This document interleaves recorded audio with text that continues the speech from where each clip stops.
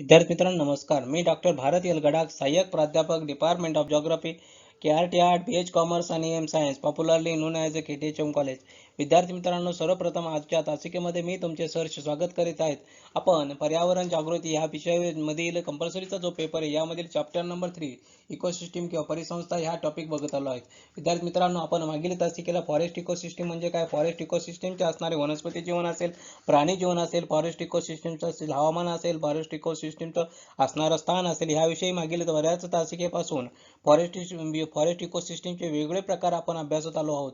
Forest ecosystem असताना चिनी जंगल परिसंस्था असेल किंवा सधारित परिसंस्था असेल किंवा पानझडी परिसंस्था असेल, याचाही आपण या ठिकाणी विचार केला आहे.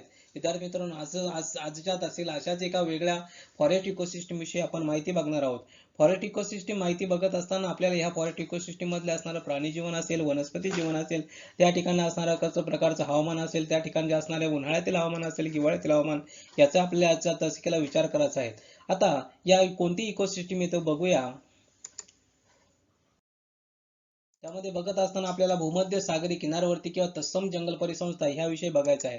आता या परिसंस्थेचा जर आपण विचार करत असता तर जी जंगल परिसंस्था प्रामुख्याने कोणत्या प्रदेशात आढळते, तर भूमध्य सागरी जंगल परिसंस्था ही विषुववृत्ताच्या उत्तरेला जर गेलो तर विषुववृत्ताच्या उत्तरेपासून जर आपण विचार केला, विषुववृत्त हे पृथ्वीच्या मध्यभागी असल्यामुळे या ठिकाणी विषुववृत्ताच्या उत्तरेस गेलायचं किंवा दक्षिणेला जायचं.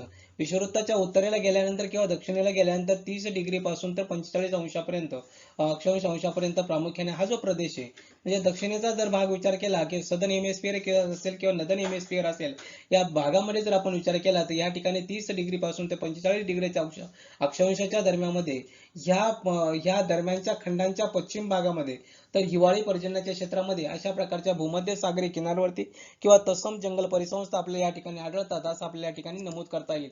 म्हणजेच थोडक्यात या कोणकुठल्या भाग येतो किंवा ह्या 30 म्हणजे साधारणतः हा 30 डिग्री पासून तर 45 डिग्री अक्षांशाच्या दरम्यान कोणकोणते प्रदेश येतात, त्या प्रदेशामध्ये येतो स्पेन येतो, पोर्तुगाल येतो, फ्रान्सचा दक्षिण भाग येतो, इटली येतो, युगोस्लोव्हाकिया येतो, ग्रीस, तुर्कस्तान, Algeria, Morocco, Tunisia, Libya, Egypt तसेच कॅलिफोर्निया, चिलीचा मध्य भाग येतो, आफ्रिकेतील केप टाउनचा भाग येतो, ऑस्ट्रेलियातील नैऋत्य भाग, तसेच अशा वेगवेगळ्या प्रकारचा या बघितल्यानंतर या भूमध्य सागरी किनार परिसंस्थेमध्ये प्रामुख्याने हे जे प्रदेश जे सांगितले त्यामध्ये स्पेन, पोर्तुगाल, फ्रान्सचा किंवा ग्रीस असेल, अशा वेगळ्या प्रदेशामध्ये मोठ्या प्रमाणावर या ठिकाणी ही भूमध्य सागरी किनारवर्ती किंवा तत्सम जंगल परिसंस्था पसरलेल्या आहेत, की या ठिकाणी तिचा विस्तार झाला आहे असं आपल्या ठिकाणी नमूद करता येईल.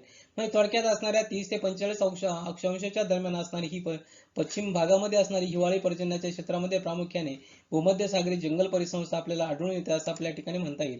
थोडक्यात या जंगल परिसंस्थेचा आपण या ठिकाणी असणाऱ्या कोणकोणत्या प्रदेशात आढळते हे बघितलं, परंतु या ठिकाणी असणाऱ्या ह्या जंगल परिसंस्थेचा हवामानाचा विचार करत असताना आपल्याला ह्या जंगल परिसंस्थेमध्ये प्रामुख्याने उन्हाळे असेल, उष्ण हे कोरडे किंवा उबदार आणि पावसाळी हिवाळी असे ह्या हवामानाची वैशिष्ट्य आपल्याला या ठिकाणी म्हणता येईल. मग थोडक्यात या ठिकाणी असणाऱ्या उन्हाळे जर बघितलं उष्ण आणि कोरडे असतात, किंवा पावसाळा असेल किंवा पावसाळा किंवा हिवाळा या ठिकाणी असणारे ह्या हवामानाचे वेगळेपण वैशिष्ट्य आपल्या या ठिकाणी सांगता येईल. म्हणजे थोडक्यात असणारे ह्या भागामध्ये या प्रकारचं हवामान या ठिकाणी आपल्याला बघावयास मिळतं. म्हणजेच या ठिकाणी असणारी ही परिस्थिती किंवा भूमध्य सागरी किनारवर्ती असेल किंवा तत्सम जंगल परिसंस्था असेल, तर या ठिकाणी ह्या जंगल परिसंस्थेचं किंवा ह्या हवामानाचं वैशिष्ट्य आपल्या या ठिकाणी म्हणता येईल. थोडक्यात उन्हाळ्यातील सरासरी तापमानाचा जर आपण विचार केला तर 22 अंश ते 28 अंश सेल्सिअसच्या दरम्यान या ठिकाणी आढळून येतं. तर हिवाळ्यातील सरासरी तापमानाचा जर विचार केला तर 10 ते 12 सेल्सिअसच्या दरम्यान या ठिकाणी तापमान आपल्याला आढळतं असं आपल्याला या ठिकाणी म्हणता येईल. म्हणजेच या भागामध्ये जर आपण विचार करत गेलो की या भागामध्ये हिवाळ्यामध्ये पाऊस पडतो, त्या ठिकाणी असणारं पर्जन्याचं प्रमाण हे 25 सेंटीमीटर ते 100 सेंटीमीटरच्या इतके आपल्याला आढळून येईल असंही आपल्या या ठिकाणी नमूद करता येईल. म्हणजे थोडक्यात या ठिकाणी भूमध्य सागरी किनारवर्ती किंवा तत्सम जंगल परिसंस्थेची ही वैशिष्ट्य किंवा या ठिकाणी असणारं याची माहिती आपण या ठिकाणी बघितलं. म्हणजे त्या ठिकाणी त्याचा असेल त्या कोणकोणत्या प्रदेशापासून कोणकोणत्या प्रदेशामध्ये त्याचा विस्तार आपल्याला कोणकोणत्या देश किंवा कोणकोणत्या देशाचा काही भाग प्रामुख्याने या भूमध्य सागरी किनारवर्ती किंवा तत्सम जंगल परिसंस्थेमध्ये येतो. आणि ह्या असणाऱ्या जंगल परिसंस्थेचं हवामानाचे वैशिष्ट्य काय आहे, या ठिकाणी असणारं सरासरी उन्हाळ्यातील असणारं सरासरी तापमान किती, हिवाळ्यातील असणारं सरासरी तापमान 10 ते 12 अंश सेल्सिअसच्या दरम्यान आढळते. त्या ठिकाणी पाऊस साधारणतः 25 सेंटीमीटर ते 100 सेंटीमीटरच्या दरम्यान पडतो असंही आपल्याला या ठिकाणी सांगता येईल. आता या ठिकाणी विचार करत असताना या ठिकाणी पुढे जाऊया आपण की या ठिकाणी असणाऱ्या त्या भूमध्यसागरी वनस्पती जीवन कसं आहे हे सांगत असताना यामध्ये हिवाळ्यात मिळालेल्या पाण्यावर असलेल्या वनस्पतींना संबंध उन्हाळा काढायचा असल्यामुळे त्या ठिकाणी काही विशेष गुणधर्म आढळतात. त्या ठिकाणी या ठिकाणी या वनस्पतींची मुळे खूप खोलवर गेलेली असतात आपल्या असं म्हणता येईल. म्हणजे थोडक्यात त्यांच्या पानावर मेंचट पदार्थाचा थर असतो आणि सर्वात महत्त्वाची गोष्ट की पातळ खूप रेशमासारखे केस त्या ठिकाणी असतात आणि यामुळे हिवाळ्यामध्ये त्यांची पाणी साठवलेले पाणी जास्त प्रमाणात बाहेर जात नाही आणि कमी पावसामुळे खोरट्या वनस्पती असेल, झुडपे असतील किंवा फुलझाडाची वाढ या ठिकाणी आढळून येते असं आपल्या या ठिकाणी म्हणता येईल. थोडक्यात अशा वेगवेगळ्या प्रकारचं वनस्पती जीवन प्रामुख्याने ह्या प्रदेशामध्ये किंवा या परिसंस्थेमध्ये आपल्याला बघावयास मिळतं. आता जर आपण याचा विचार केला की जास्त हवामानाच्या जास्त पावसाच्या प्रदेशामध्ये जर आपण आलो तर जास्त पावसाच्या प्रदेशामध्ये अक्रोड असेल, चेस्टनट असेल, ऑलिव्ह असेल, ओक असेल यासारखे वृक्ष आढळतात. त्याचबरोबर जर आपण असा विचार करू की अधिक उंच प्रदेशामध्ये जर विचार केला तर अधिक उंच प्रदेशामध्ये हवामान थंड असल्यामुळे देवदार असेल, चिनार असेल, पाईन असेल, सुरुची असेल असे जंगल या ठिकाणी आढळतात. म्हणजे थोडक्यात असा आपल्याला विचार करत असताना या पावसाच्या प्रदेशामध्ये या प्रकारचे असणारे वृक्ष असेल किंवा अधिक उंच असणाऱ्या प्रदेशामध्ये असणाऱ्या प्रकारचे थंड असल्यामुळे या ठिकाणी असणारे वृक्ष या ठिकाणी जंगले आपल्याला आढळून येतात.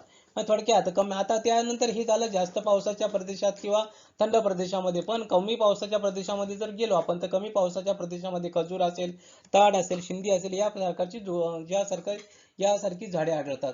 त्याचबरोबर वेडर असेल, मर्टल असेल, गुलाब यासारखी सुवासिक फुलझाडे किंवा अनेक प्रकारची फुलझाडे याही ठिकाणी आपल्याला आढळून येतात असं आपल्या ठिकाणी म्हणता येईल. म्हणजे अशा प्रकारचे असणारं हे वनस्पती जीवन प्रामुख्याने या ठिकाणी तत्सम इकोसिस्टम मध्ये आपल्याला जंगल परिसंस्थेमध्ये बघायला मिळतं असं आपल्याला म्हणता येईल. थोडक्यात नारिंग असेल, लिंबू असेल किंवा द्राक्ष असेल, पीच असेल, जर्दाळू असेल, डाळिंब असेल किंवा तुती असेल, अंजीर असेल, ऑलिव्ह असेल, बदाम असेल यासारखी फळझाडे आपल्याला चांगली वाढताना दिसतात. म्हणून या जो प्रदेश आहे या प्रदेशाला आपण फळबागांचा प्रदेश असंही आपल्या ठिकाणी नमूद करता येईल किंवा म्हणता येईल असं आपण म्हणूया. आता यानंतर पुढे जाऊया आपण की ह्या ठिकाणी असणाऱ्या भूमध्य सागरी किनारवर्ती किंवा तत्सम जंगल परिसंस्थेचा जर विचार केला तर या ठिकाणी प्राणी जीवनाचा आपण विचार करूया. हे प्राणी जीवन कसं आढळते तर कोरड्या हवामानामुळे प्रामुख्याने गवताची चणचण भासते, त्यामुळे गुरे त्या मानाने ह्या ठिकाणी असणारे प्राणी जीवन त्या मानाने थोडेसे कमीच आढळते असं आपल्याला म्हणता येईल. थोडक्यात या भागामध्ये जर विचार केला तर काही प्रमाणामध्ये गवताळ भागामध्ये तृणभक्षक प्राणी आढळतात असं म्हणता येईल. म्हणजे थोडक्यात गवत खाणारे किंवा तृणभक्षक खाणारे प्राणी आपल्याला ठिकाणी जास्तीत जास्त मोठ्या प्रमाणात आढळतात. त्यामध्ये हरणे असेल, रानमेंढ्या असेल, अस्वले असेल, रानमांजरे असेल हे काही प्रमाणामध्ये या ठिकाणी ह्या प्रदेश म्हणजे भूमध्य सागरी किनारवरती किंवा तत्सम जंगल परिसंस्थेमध्ये आपल्याला आढळून आले आहेत. त्यानंतर उंदर जातीच्या बऱ्याच मोठ्या प्रमाणात या ठिकाणी वेगवेगळ्या प्रकारच्या जाती आपल्या या ठिकाणी आढळून येतात. आता सर्वात महत्त्वाची गोष्ट आहे की मानवाच्या वास्तव्यामुळे या ठिकाणी मूळचे प्राणी जीवन दुर्मिळ झाले आहे असे आपल्या या ठिकाणी म्हणता येईल. म्हणजे थोडक्यात आपण असा जर विचार करत गेलो की भूमध्य सागरी किनारवर्ती किंवा तत्सम जंगल परिसंस्थेमध्ये मानवाचे वास्तव्य आणि मूळचे प्राणी जीवन यामुळे दुर्मिळ झाले आहेत असं आपल्याला म्हणता येईल.